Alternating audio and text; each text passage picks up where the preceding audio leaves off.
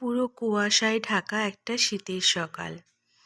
গ্রামের পরিবেশে শীতকালটা আরও যেন বেশি ভালো লাগে। এখন ঘড়িতে বাজছে 6:45, কিন্তু চারিদিকে কুয়াশা দেখছো কত। আর আজকে হচ্ছে এনাদের পরব। সত্যি কথা বলতে জামশেদপুরে যে পাঞ্জাবি কমিউনিটি কত রয়েছে সেটা শুধুমাত্র এনাদের ফেস্টিভ্যালগুলো এলেই জানতে পারা যায়। ঠিক আছে, তো অফিস থেকে আমি যখন বেরোচ্ছিলাম তখন হচ্ছে রেলিংটা আসছিল। এত বেশি আমার ফোন হ্যাং করছিল আর ফোনে একদম চার্জ ছিল না, সেই কারণে খুব ভালো একটা করে ভিডিও করতে পারিনি। যতটুকু পেরেছি তোমাদের সাথে শেয়ার করব বলেই তুলেছি। এই দিনগুলো আসলেই বুঝতে পারি যে সত্যি আমাদের জামশেদপুর শহরে এদের কমিউনিটিটা কত বড়। পুরো 2 ঘন্টা রেলিং যাওয়ার পর তারপর রাস্তা ক্লিয়ার হয়েছে। অনেক দূর পর্যন্ত আজ আমাকে কষ্ট করে আসতে হয়েছে। গাড়ি ঘোড়া সব বন্ধ হয়ে জ্যামে ফসেছিল।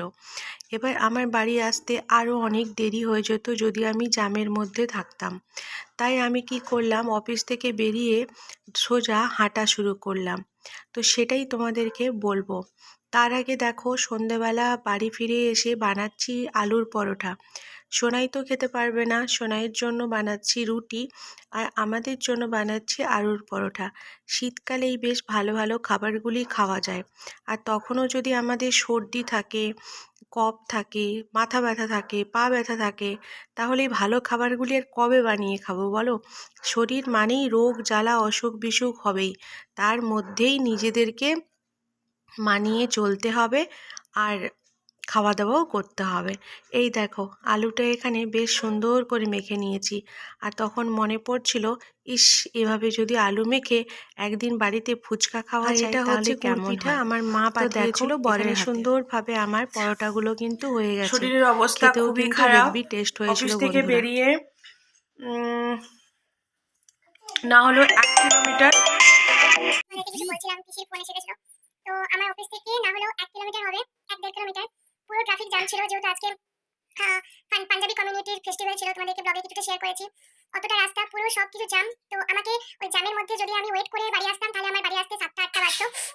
7টা বাজতো তো না, 8টা বাজতো, কারণ যখন জ্যাম খালি হতে 7টার সময় আস্তে আস্তে রাস্তা খুলবে বললো ট্রাফিক পুলিশরা। তো সেই জন্য আমি দেরি না করে পায়ে হেঁটে চলে এলাম অনেকটা এগিয়ে, কেন কি মানে জুলুসটা যেদিক দিকে যাচ্ছিল সেই দিক থেকে তো ক্লিয়ার হয়ে আসছে। এবার একটা মার্কেট আছে গোলমরি বলে, সেখানে যদি আমি আসি আমি তাহলে বাড়ি আসতে পারবো।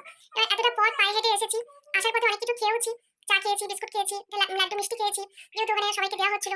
কিন্তু গাইজ এত পা ব্যথা করছে এখন আমার, মানে পা দিয়ে আমি দাঁড়াতে পারছি না, মনে হচ্ছে পাগুলো মানে কেটে ফেলে দিই, এত যন্ত্রণা হচ্ছে পাগুলো।